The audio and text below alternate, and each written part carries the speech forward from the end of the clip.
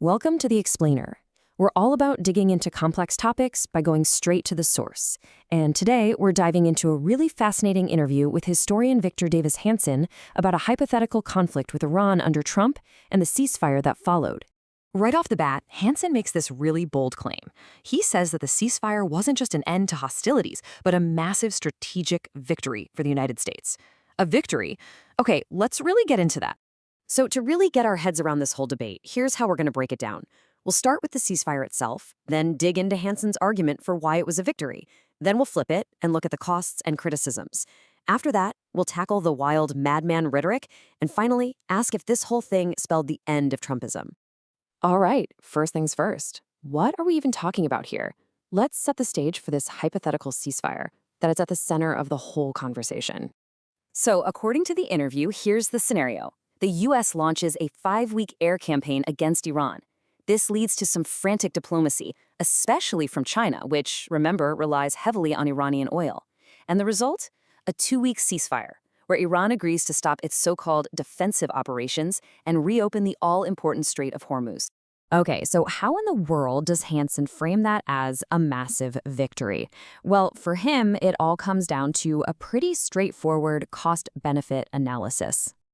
First, he looks at the cost. Tragically, 13 American lives were lost, but he puts that number into a stark perspective, pointing out it's the same number of soldiers we lost in a single day during the withdrawal from Afghanistan.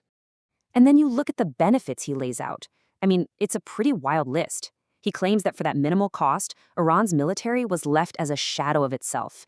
Its nuclear ambitions were neutralized, and all these other geopolitical dominoes fell, like the Maduro regime in Venezuela.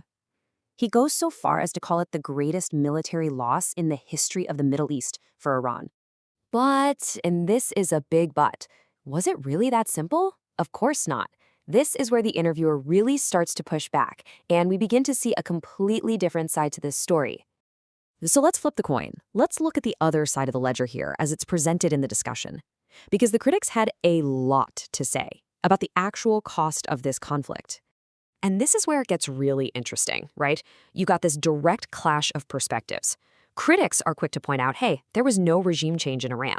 All their nuclear material is still there. And, by the way, shutting down the Strait of Hormuz caused absolutely massive damage to the global economy. But Hansen doesn't just let that lie. He fires right back, saying, hold on a second, regime change was never even the goal. And then he asks this really pointed question, what was the alternative? In his mind, the only other option was to just sit back and let 47 years of Iranian-backed terror continue. The conversation then shifts gears. It moves on from the battlefield, the nuts and bolts of the conflict, and into something just as explosive. President Trump's own words. I mean, look at this statement. It's intense. And it drew a ton of criticism, even from people on his own side. So the question becomes, was this just reckless, dangerous talk, or was there something else going on? Well, Hansen makes the case that it wasn't just talk at all.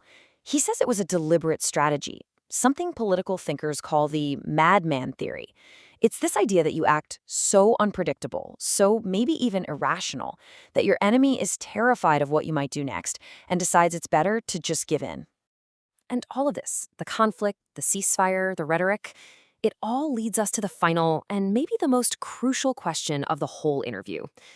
Did this entire episode kill the political movement Trump built? The interviewer brings up this article from author Christopher Caldwell, who basically argues that yes, it did. The argument is that by starting a new war, Trump completely betrayed his base, shattering that trust, and his so-called revolution was effectively over. Done.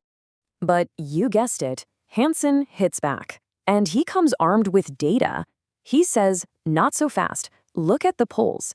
He claims that polling actually shows overwhelming support for the war among Republicans in general, and a solid 70% even within the core MAGA base.